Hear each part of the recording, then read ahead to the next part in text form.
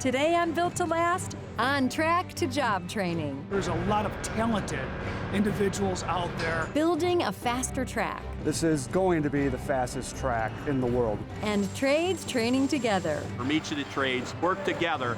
Put on your hard hat. It's time for Built to Last.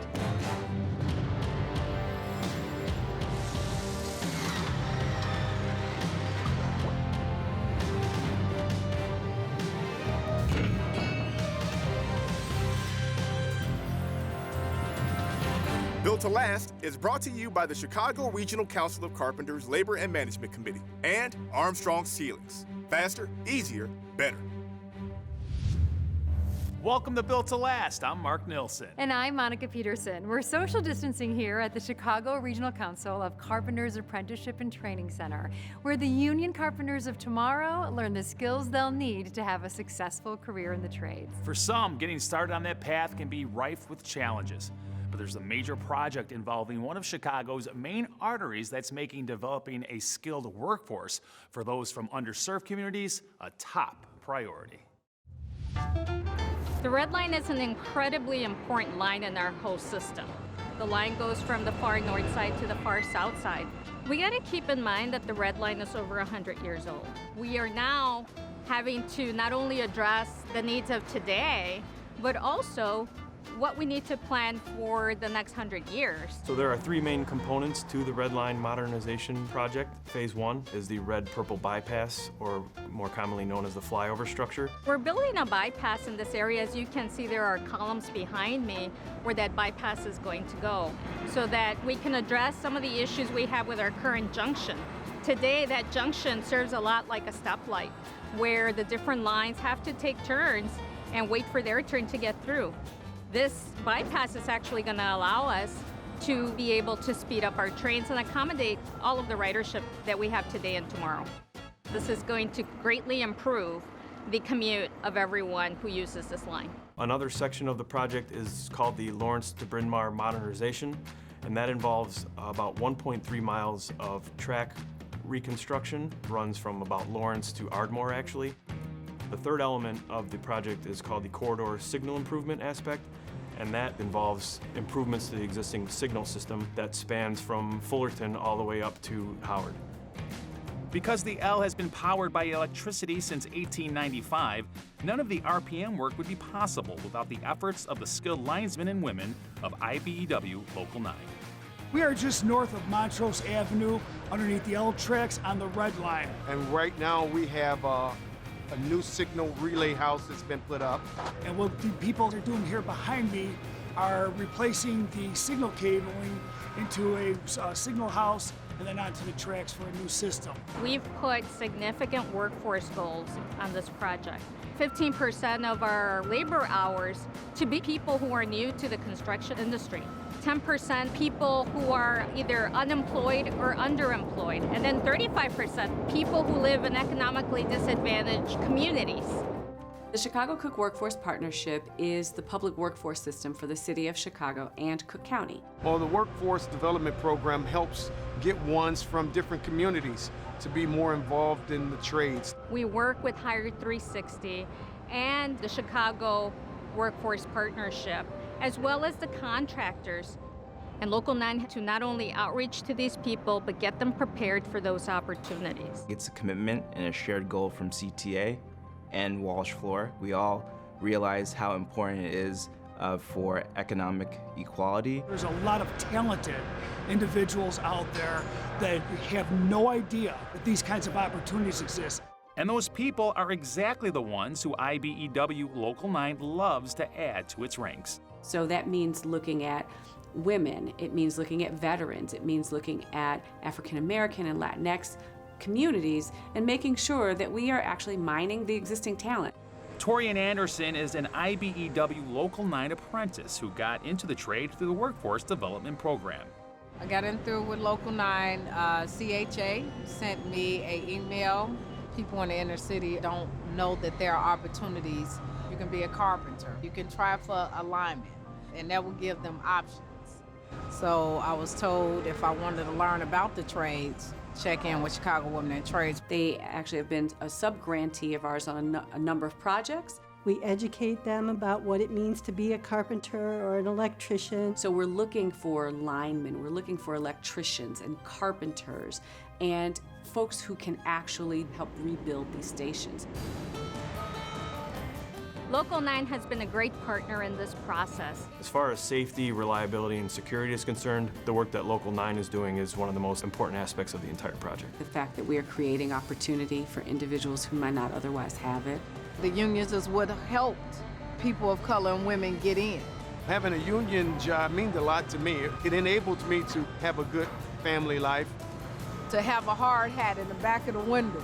I'm doing what this country is built upon, the backs of men and women, so I feel proud. That's what many people have found out, is the respect, the dignity, and honor that the trades have brought to them and their families. It's a unique opportunity. We don't generally get to work with the other specialty trade in the carpenters union, the flooring installers, so it's basically a combined job, millwright, flooring installer. At Armstrong Ceiling and Wall Solutions, we take great pride in making a positive difference in the lives of people. With the broadest portfolio in the industry and the technical performance to back it up, you can design and install with confidence. Our ceiling construction expertise, training, and pre-engineered ceiling solutions make it easy for you to seamlessly transition from one end of the building to the other. Improve construction efficiencies and keep every job on time, on budget, and on the mark with Armstrong Ceiling and Wall Solutions. Faster, easier, better. Want a great career? Join the Carpenters Union and be part of the next generation building our communities. With the Carpenters Union Career Connections program, high school students get a head start on the industry's leading curriculum. Learn the latest in construction technology and the many skilled crafts the Carpenters Union represents. Plus, earn as you learn. Receive a nice paycheck, health insurance benefits, and best of all, no college debt. Ask your school district to participate in the Career Connections program and get started on your future. From bridges and trains to iconic high-rises, have you ever wondered who's powering Chicago? Unlike our sports heroes, they go unnoticed. Yet they proudly keep our businesses, homes, and great city running. IBEW Local 134 electricians and the electrical contractors have the experience, training, and reliability to keep Chicago open for business.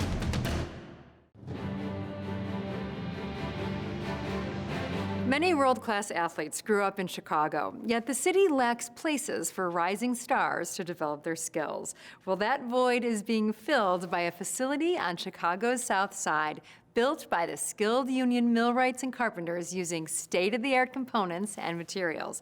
When complete, not only will this complex revitalize an historic neighborhood, it may also be home to some new world records. We're at the new Gately Park Athletic Training Facility. This is for Chicago Park District, and we're in the Pullman neighborhood. We're building a 200-meter indoor track. This will be the first hydraulically banked track in the city of Chicago. It's going to also have basketball, volleyball nets, there'll be triple jump in here, there'll be long jump, there'll also be shot put. We're the lead contractor on this, so I mean we're working with McHugh to not only build the structure, but also install the Mondo surfacing. Mondo is a sports flooring provider. We have been in business for 70 years. We provide sports surfaces throughout all types of facilities, track and field, indoor sport, weight rooms, gymnasiums. They provide the engineering that's involved in the hydraulic system, as well as they send representatives from Italy to help with the installation to ensure that the specifications of our installation is met. Okay, that's okay. We're a union and we have to comply with union requirements, and so we want to be on site with the union team to help assist. So that team guides the local union labor. But they actually show the 1185 floor covers, how to build it. Very nice guys to get along with. Because of the nature of the track, it's a unique involvement for the millwrights in that it being an actuated machine, we're involved with the bank system that goes on each end. It's a unique opportunity. We don't generally get to work with the other specialty trade in the carpenters union, the flooring installers, so it's a combined job, millwright, flooring installer. The track is going to have an adjustable bank system. Banking these tracks takes away the centrifugal force that forces an athlete to kind of lean one way or another. So it really allows them to get their top performance. The interior lane rests on a pivot, and the support system underneath rests on a hydraulic cylinder actuator system that will bank the track per race. To have a track with a bank on it is fantastic. To be able to have a 60,000-foot multi-purpose athletic facility when you're not using the track, that's even better. So in the middle we have running lanes for all the hurdle events, 55-meter, 65-meter competitions. We have high jump and long jump pits embedded in here. McHugh actually has athletic equipment attached to the ceiling, basketball and volleyball stanchions that swing down, so there are no inserts put into the floor surface to affect the track and field competition. After School Matters is on the south end of the project. It'll have kids do dance, kitchen classes. They'll be able to do computer stuff there. It's geared for the kids in the community. There's a real void of athletic facilities in general in the city of Chicago. This is something that I think will also benefit the high school market in Chicago, because there are a number of high schools that have track teams that do not have facilities to practice or train at. It was all about the kids and them having the best facility that they could have. And I think the kids can't be what they can't see. If they don't have access to track and fields and football, they can't do it. But now they have the opportunity to come and practice in a world-class stadium. Most facilities of this size will bid to host an NCAA championship. So it could be an NCAA Division I, II, or III championship. This becomes the emphasis for all kind of development. Small hotels, if they're in a major track meet, then it means restaurants. This is going to be the fastest track in the world when it's done. So this particular track that's going in is Olympic grade quality, and you're going to find that this facility will have some outstanding times. We tried to build tracks that are functional and safe, but also tracks that will set world records. I ran track in high school. I'm dying to see this state-of-the-art facility come down, catch an event, hopefully see some records broke. And the various functions that will happen here is going to lift the whole community up. And isn't that what we're after? Really, let's empower young people to achieve greater things, and this facility will do that. The world record for running 400 meters is 43.03 seconds, while indoors it's 44.52. Why slower? Indoor tracks are half the size as outdoor tracks, so runners must make twice the amount of turns, which slows them down. He came to the house many times to design, and then he just carried through. And I don't need to call him. He always tell me what needs to be done. Keeping restaurants and hotels up to date with the latest design trends is a constant challenge. Finding qualified contractors isn't at finishingchicago.com. We work with top designers and general contractors who use the latest painting, drywall finishing, and wall covering techniques in Chicagoland's premier hotels and restaurants. The hospitality industry relies on finishingchicago.com as its free resource to find quality finishing contractors. For a great finish, start with finishingchicago.com. 24/7, IBEW Local 9 linemen are there protecting you and your family. From the moment you wake up with a power in your home, on your way to work, lighting the way and easing congestion, plus keeping you safe with traffic lights and cameras. So the next time you're at a stoplight, pass under a power line, or just pull into your brightly lit neighborhood, think of your friends at IBEW Local 9. We'll continue to light the way for you. Meet us online at IBEW9.org. Got a commercial, industrial, or healthcare construction project? Use a professional Flooring Installers Association install certified contractor. Flooring must be skillfully installed so it looks great and lasts. PFIA skilled union installers receive industry-leading training, including ICRA, to deliver quality and safety with any flooring product. PFIA contractors are the single source for all of your flooring needs. Flooring done right. The Professional Flooring Installers Association. Union carpenters are more than just skilled tradesmen and women. Just like the Chicago Regional Council of Carpenters Labor and Management Committee, they're also good neighbors. Whether their neighbor is a union family or not, carpenters are ready to help those in need, especially when tragedy strikes. My son is a high jumper. He's quite a smart kid. He's a straight A student. He's on top of everything. Ray's talents allowed him to win the Amateur Athletic Union National Championship in the high jump in 2018 and 2019. So he wants to improve his posture, so he went training. While training, he broke his neck.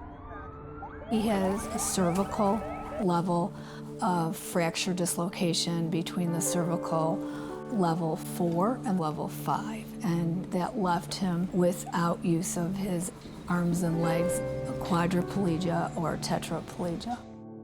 There are just a lot of things that needs to be done. I'm getting stressed out. I mean, that's the truth. He's coming back in 3 weeks, and I haven't secured the care for him. And I work full-time. I was connected through a nurse at the Advocate Children's Hospital, Diane Eckhouse.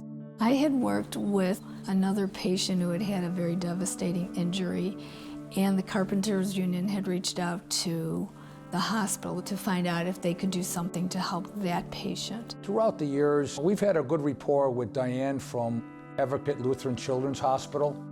With Chow Chow's hands so full, the Chicago Regional Council of Carpenters stepped up to install a chairlift and widened multiple doors in the family's home. He immediately said, I will connect you with the right people to help you. I contacted Jim Rosemeyer, he's the agent in the area, and we really quarterbacked it and made sure things were done properly. Reaching out to somebody who's just had a tragic incident, turned the world upside down, we're more than happy to do this. He came to the house many times to design, and then he just carried through. And I don't need to call him. He always tell me what needs to be done.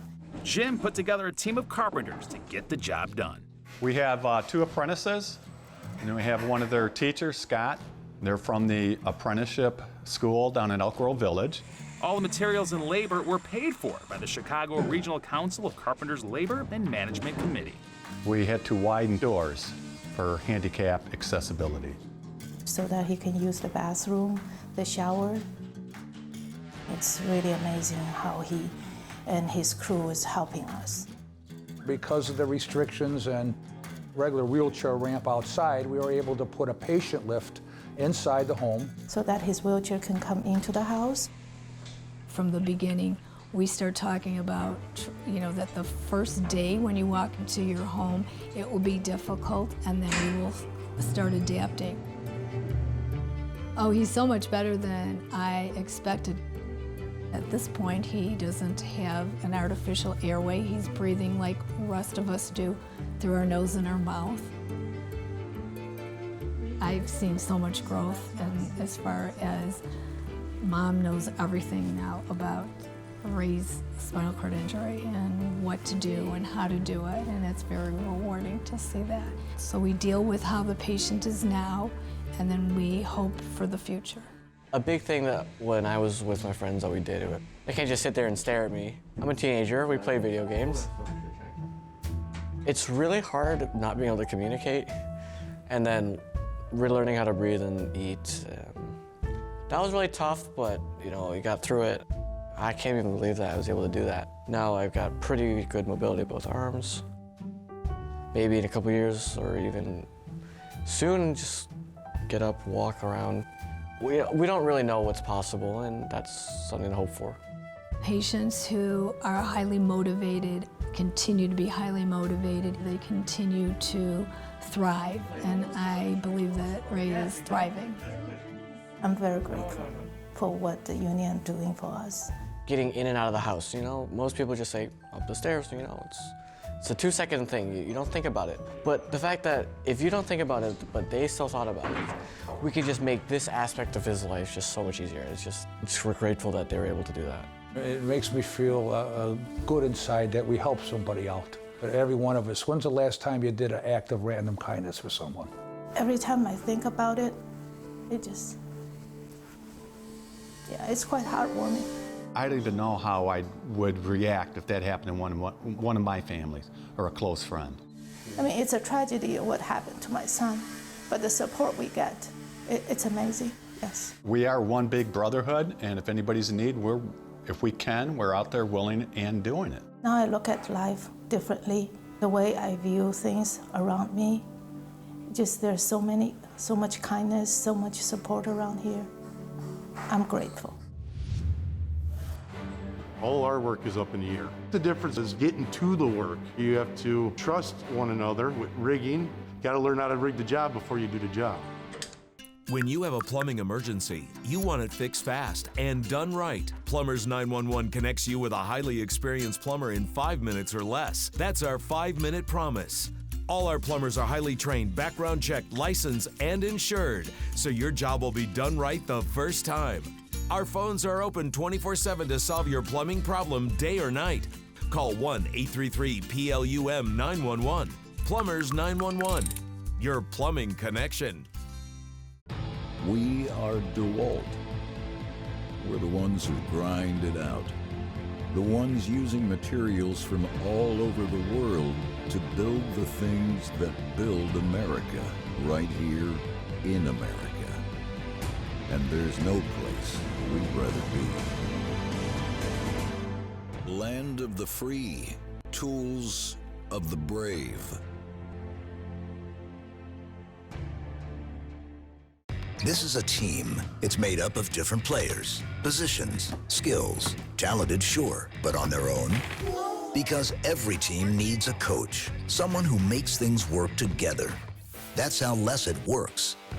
We're coaches in the construction industry, bringing together laborers and management, unions and contractor associations. Our work leads to safer, stronger construction, which is a win for us all.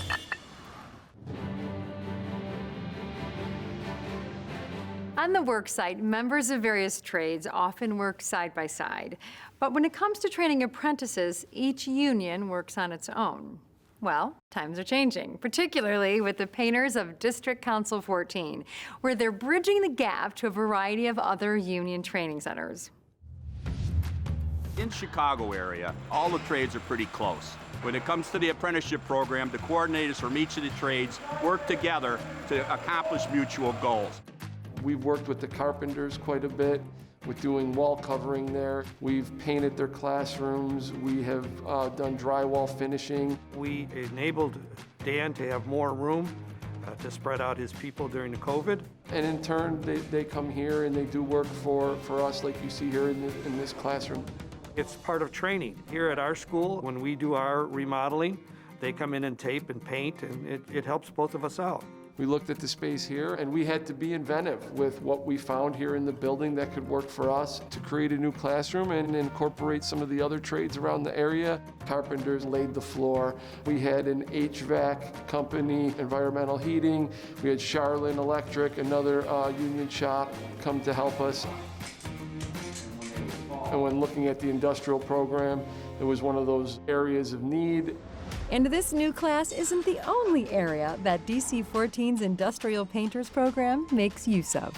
So we looked at the space that we had out there, which was originally in this building, a warehouse, and wondered if that space would work for us to do a bridge mock-up. The painters approached me to design and build them a training bridge to paint and sandblast, and this is what we came up with. In 9th grade, we had a bridge building contest, and the bridge that I came up with in 9th grade looks very similar to the one that's out there today. Getting together with my instructor here, we put our heads together, and it was pretty similar to what we were both had in mind. If we purchased the steel, they would fab it up with their apprenticeship class and then come down here to our school and assemble it.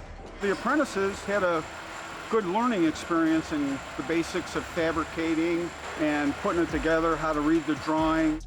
After the ironworkers assemble the bridge in the DC-14 Training Center, industrial painter apprentices learn how to rig and contain it, just like they do on actual projects.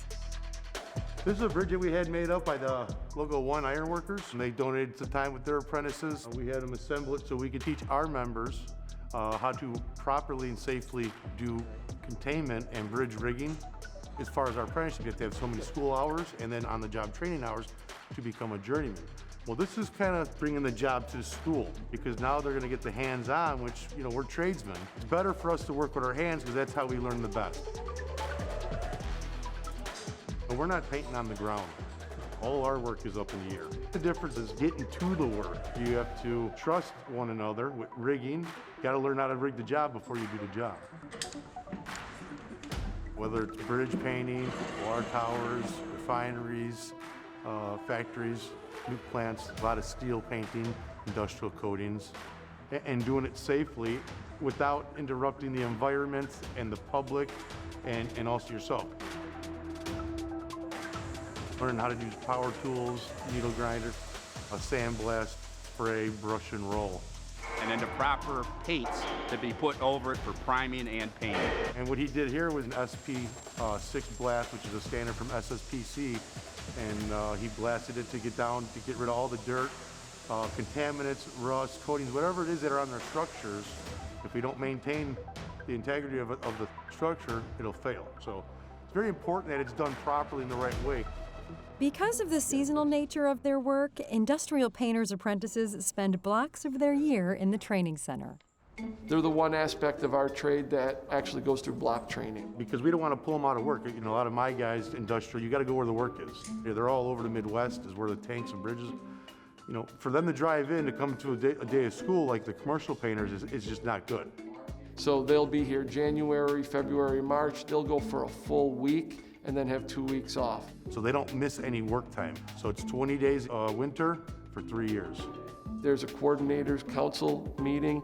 They allow the directors from all of the training centers and the different trades to come together, talk about standards, talk about curriculum, talk about application procedures. Iron workers have really stepped up here. This is a big job. I mean, it's good for the apprenticeship too. I mean, it makes us look like nice people. You have to work together, otherwise it never gets done. You have to have that cooperation. And then when you do need to maybe exchange some work, everybody's willing to do that, knowing that that's going to come back twofold to the next time. We hope to reciprocate. Well, you share experiences, knowledge, how to get along with the other trades, which is important, especially on the jobs. I mean, we don't want to be fighting each other on the jobs. That is a real world experience. It's practical to what you're going to see out there. I think that's the biggest sell. Oh, it was wonderful. I mean, it's a good thing. Sometimes all you got to do is ask. That's all for this episode of Built to Last. Be sure to check us out on Twitter, Facebook, and Instagram. Hey, Monica, what do you call a dog that likes carpentry? I don't know what. A sterrier. A sterrier? That's a joke for the dogs. We'll see you next time.